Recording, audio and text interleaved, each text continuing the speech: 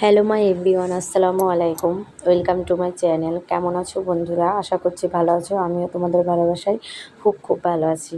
তো বন্ধুরা দেখো, আমি এবছরে ফার্স্ট ফুলকপি নিয়ে এলাম।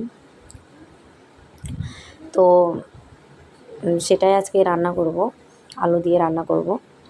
সেই জন্য আলুও কেটে রেখে দিয়েছি, ওইদিকে দুটো লঙ্কা কেটেছি, টমেটোও কেটে নিয়েছি। ফুলকপি দিয়ে আলু দিয়ে ডিম দিয়ে রান্না করব, আর বড়ি দিয়ে মাছ রান্না করব। তো যাই হোক, এটাই এবছরে প্রথম ফুলকপি আমার খাওয়া হবে। তো একটা ফুলকপি এখন মানে দামটা একটু বেশি। একটা ছোট্ট ফুলকপির দাম 30 টাকা করে নিচ্ছে।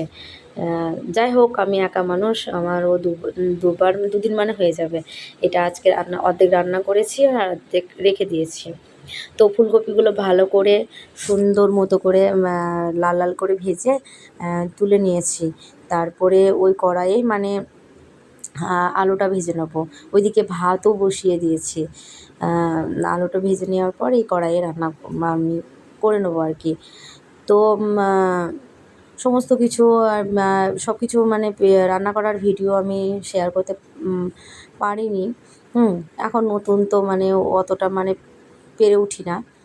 সেই জন্য অল্প করে কিছু মানে দেখাই। তো আর কিছুদিন যাক, তারপরে আস্তে আস্তে মানে অভ্যাসটা হয়ে যাবে। তো মশলাটা কষিয়ে নিয়েছি। তারপরে পুরো রান্নাটা করানোর পর দেখিয়ে দিলাম কেমন লোক হয়েছে। এই যে বড়ি দিয়ে মাছ রান্না করেছি শুধু সঙ্গে। তারপরে গরুর মাংস। তো বন্ধুরা দেখো, গরুর মাংস রান্না করেছি। এটা গরুর মাংসটা বেড়ে নিয়েছে, এখনও আছে। তারপরে উচ্ছে টাকে হালকা করে ভেজে নুন লঙ্কা পেঁয়াজ সর্ষের তেল দিয়ে ছানা মতো একটা করে নেবো। আমার খুব ভালো লাগে। তারপরে লাস্ট একটা মানে লেবু দিয়ে দেবো, মানে এটা অসাধারণ লাগে খেতে। আমি তো এমনি উচ্ছে সেদ্ধ করে খেতে পারি না।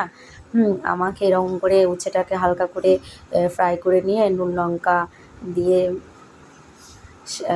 ছানা করে নিয়ে ও একটু লেবুটা দিলেই আমার খুব ভালো লাগে। এইভাবে খাই, তোমরা একটুকু খেয়ে দেখো, ভালো লাগবে। আমি তারপরে ভিডিওটা কন্টিনিউ করিনি, একেবারে সন্ধেবেলায় করেছি। সন্ধেবেলায় চাউমিন করেছিলাম।